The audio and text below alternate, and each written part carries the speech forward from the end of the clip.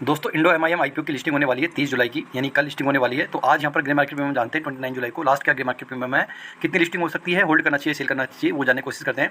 देखो इस टॉपिक के ऊपर, स्ट्रेटेजी के ऊपर मैंने कंप्लीट यहाँ पर डिटेल वीडियो बनाया हुआ अपने चैनल के ऊपर, वो आगे जाके चेकआउट कर सकते हैं। लेकिन फिर भी मैं आपको शॉर्ट में काफ़ी यहाँ पर ही एक्सप्लेन में कर देता हूँ।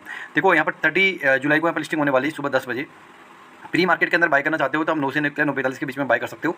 यहाँ पर जो ग्रे मार्केट में है दोस्तों, आज 29 जुलाई को लास्ट जो है 180 रुपये की प्राइस के ऊपर ट्रेड कर रहा है। लास्ट के 3 दिन से 190 की प्राइस के ऊपर ट्रेड कर रहा था, अब गिर कर यहाँ पर हो चुका है 180 रुपये, 10 रुपये की यहाँ पर गिरावट देखने को मिली है।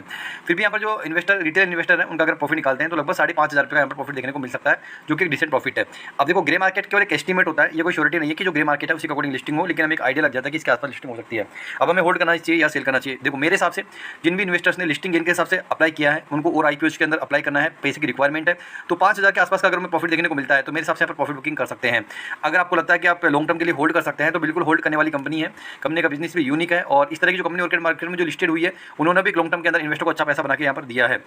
तो अगर आप लॉन्ग टर्म इन्वेस्टर हैं, लॉन्ग टर्म होल्ड कर सकते हैं, तो यहाँ पर एक स्ट्रेटजी है कि आप 50% का जो लोट है आप उसको सेल कर सकते हैं और 50% जो आपके शेयर्स हैं उसको आप यहाँ पर होल्ड कर सकते हो, यानी आधा सेल कर सकते हो और आधा होल्ड कर सकते हो। आधा जो होल्ड आपका लॉन्ग टर्म के हिसाब से हो जाएगा, अगर लॉन्ग टर्म में प्रॉफिट बन जाता है आपका तो आप लॉन्ग टर्म में एग्जिट हो सकते हो। अगर कल ही यहाँ पर एक अच्छी डिसेंट लिस्टिंग देखने को मिल जाती है, अगर हम मान रहे हैं कि इसकी लिस्टिंग जो है इसके अकॉर्डिंग 39-40% के आसपास है, अगर मान लो लिस्टिंग कल 50% के आसपास हो जाती है तो वहाँ पर भी हम यहाँ पर अपना जो प्रॉफिट बुकिंग का परसेंटेज है उसको हम बढ़ा सकते हैं, लगभग 70% के आसपास भी हम यहाँ पर प्रॉफिट बुकिंग कर सकते हैं। अगर लिस्टिंग 39% से कम पे हो जाती है, जैसे SBI ने धोखा दिया था लास्ट टाइम पर, अगर इसकी जो लिस्टिंग है 20% के आसपास ही होती है, उस केस में क्या कर सकते हैं, उस केस के अंदर जो लॉन्ग टर्म इन्वेस्टर है वो यहाँ पर फ्रेश बाइंग कर सकते हैं।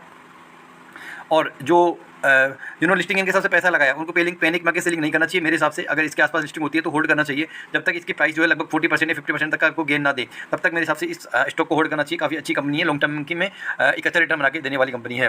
तो ये मेरा व्यू रहने वाला है इस आईपीओ का। कल इस आईपीओ की लिस्टिंग पर सुबह 9 बजे मैं लाइव रहूँगा, तो मेरे साथ सुबह कनेक्ट हो जाना। इसके लिए चैनल को सब्सक्राइब कर लो, बेल आइकन को प्रेस कर लो। डिटेल वीडियो मैंने चैनल पर डाल रखा है, सारे जो टेक्निकली और फाइनेंशियल सब कुछ कंपनी कैसे काम करती है, सब चीज़ें मैंने आपको एक लॉन्ग वीडियो के अंदर बता रखा है। अगर आप इंटरेस्टेड हो तो आप उस वीडियो को जाकर चेकआउट कर सकते हो। Thank you so much.